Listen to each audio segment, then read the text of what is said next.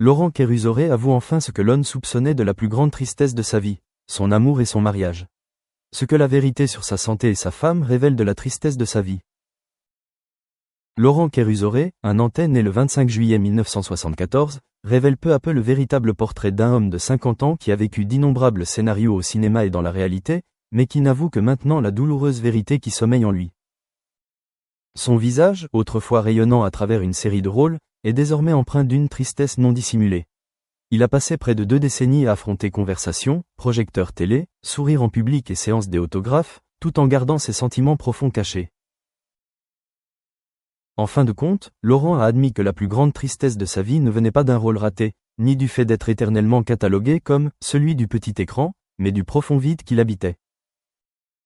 Il ressentait comme un vide invisible entre lui et ses proches, un vide qui défiait la célébrité et les applaudissements précipités.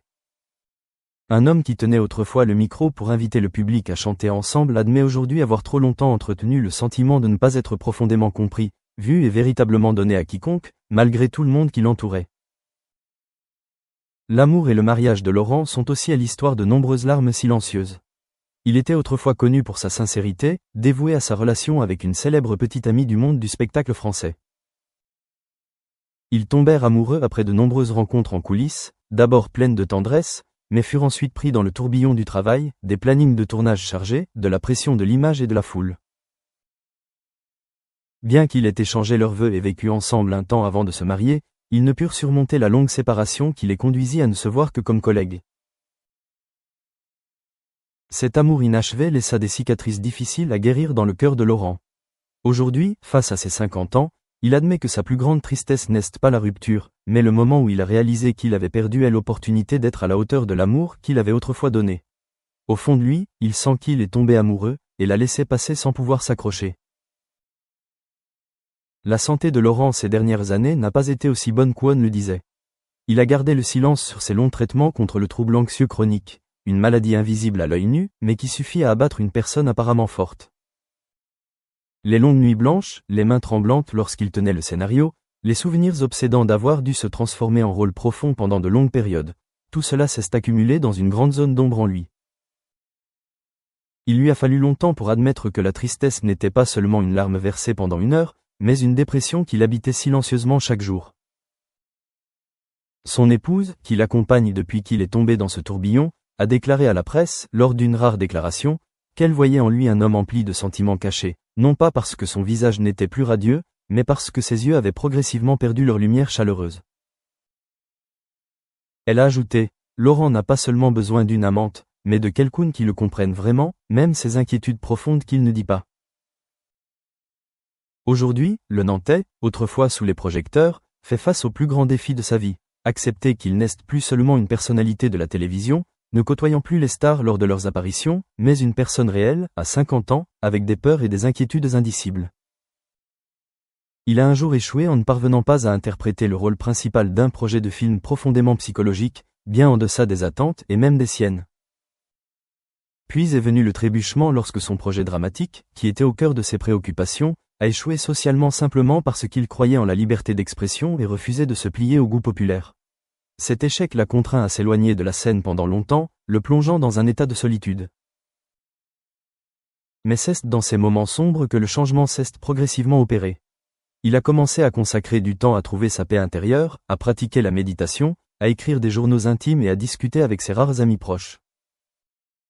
Sa famille, bien qu'inquiète, l'a toujours soutenu, lui offrant une sécurité que peu de gens pouvaient trouver. Sa mère, maigre et coincée dans le public pour son premier film, n'avait même pas reconnu ses pas récents tant elle était maigre.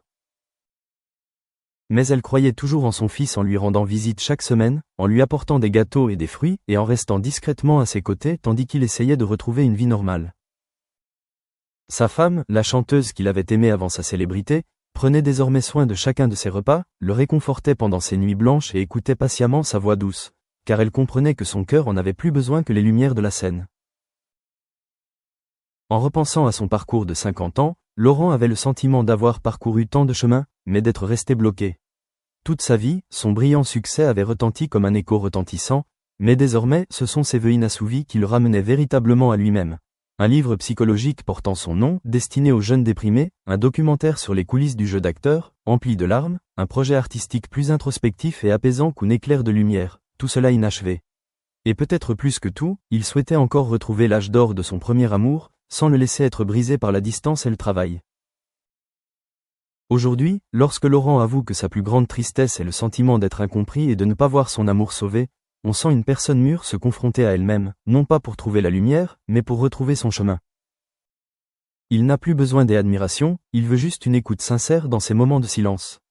Et lorsque celui qui a remporté le « da-da-da », qui a retenti dans toute l'Europe a dû s'exclamer « J'avais tout, mais je souffre plus que jamais de la solitude de l'amour et de la perte obsédante de moi-même », on ne voit pas seulement un artiste, mais une personne réelle, indescriptible. Au milieu des échecs, des amours brisés, d'une santé déclinante, d'une famille inquiète et des regards inquisiteurs, Laurent cherche toujours, bien que lentement, le chemin pour vivre en accord avec son cœur. Dans cette tristesse, il y a aussi un espoir, qu'un jour il chantera avec la douleur qui a guéri, et non avec la voix d'une personne qui se tenait autrefois seule sous les lumières froides.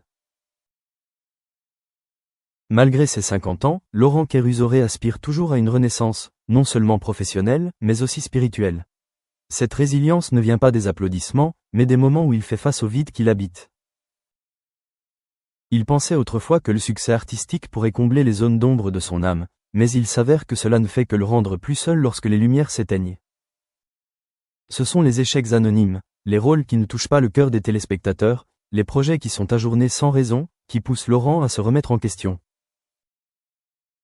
Il n'est plus une star de la télévision française, il n'est plus un symbole de constance et de grâce, mais un homme aux prises avec ses rêves et une réalité limitée.